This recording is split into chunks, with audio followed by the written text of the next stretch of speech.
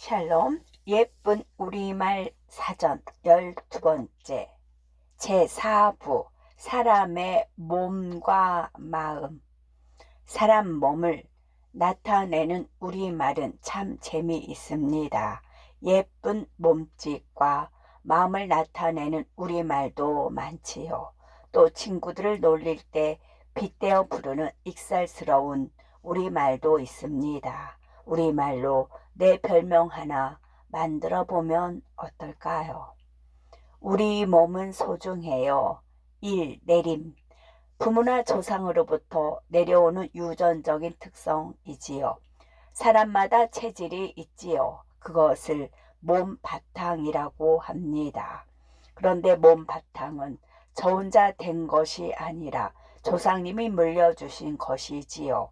그래서 어버이와 자식은 몸바탕뿐만이 아니라 생김새, 성격 따위도 닮았습니다.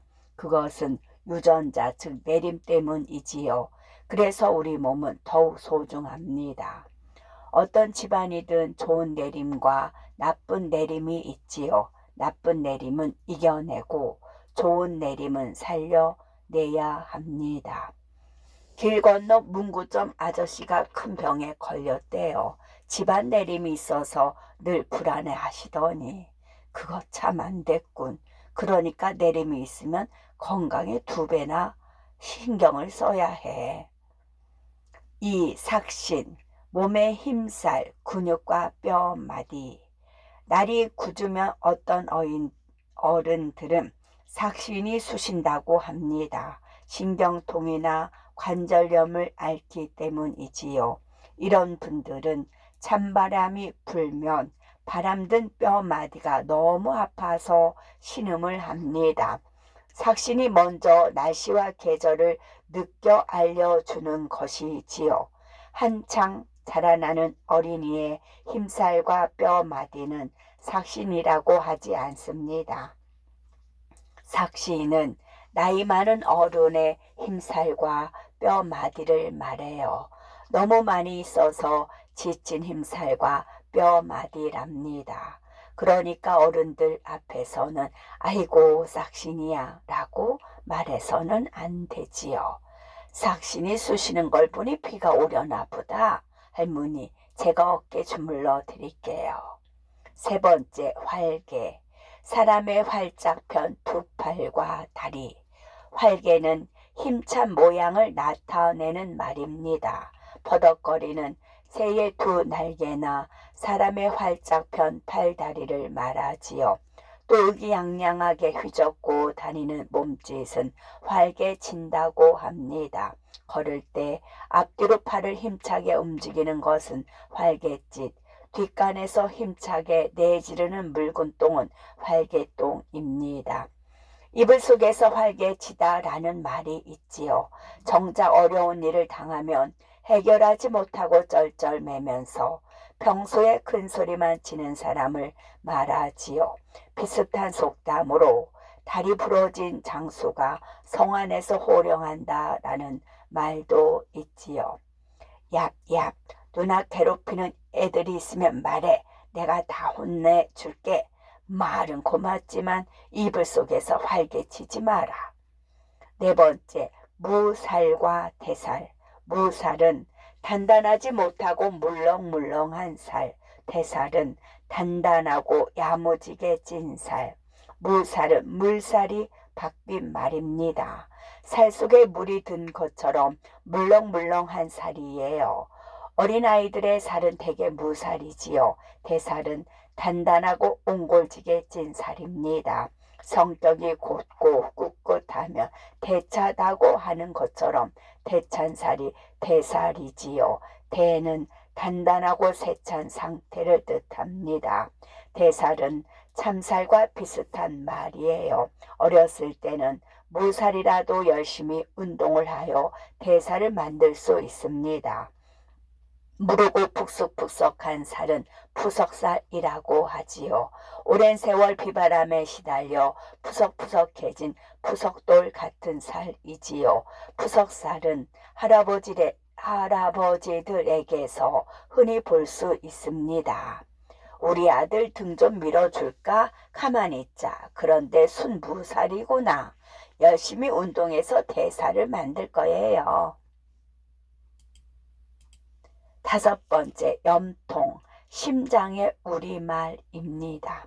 우리 몸속에는 여러 가지 중요한 기관이 있어요. 그 가운데서 우리 몸에 도는 피를 만드는 기관이 심장인데 이를 우리말로 염통이라고 하지요. 이 밖에 지라는 비장, 허파는 폐장, 콩팥은 신장, 큰 창자, 작은 창자, 쓸개 따위도 몸속 기관의 우리말 이름입니다.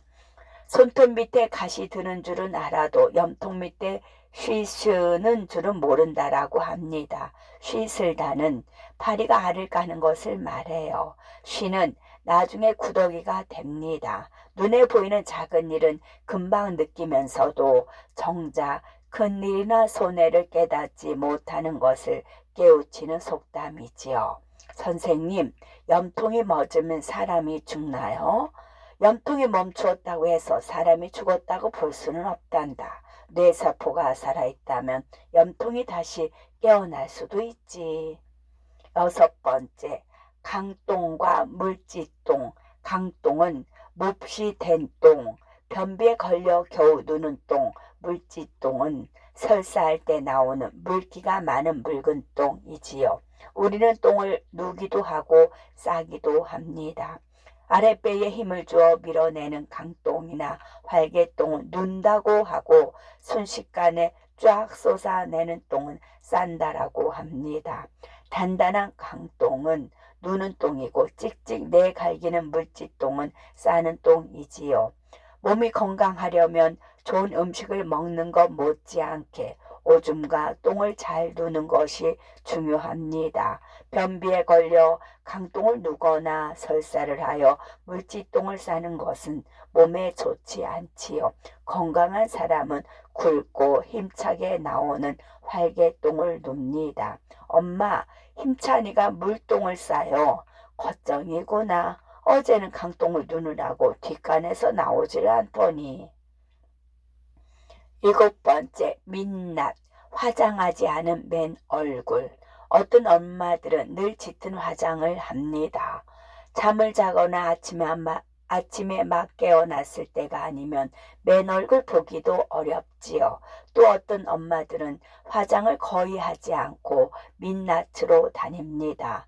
민낯이 더 진실해 보이지요. 민은 꾸민새가 덧붙여 달린 것이 없는 상태를 말합니다. 그래서 소매 없는 옷을 민소매라고 하지요. 또 민은 우둘툴툴하지 않고 평평하게 된 것을 말하기도 합니다. 나무가 없는 민둥산이나 정수리까지 훤하게 벗겨진 대마우리를 뜻하는 민머리가 그런 말이에요.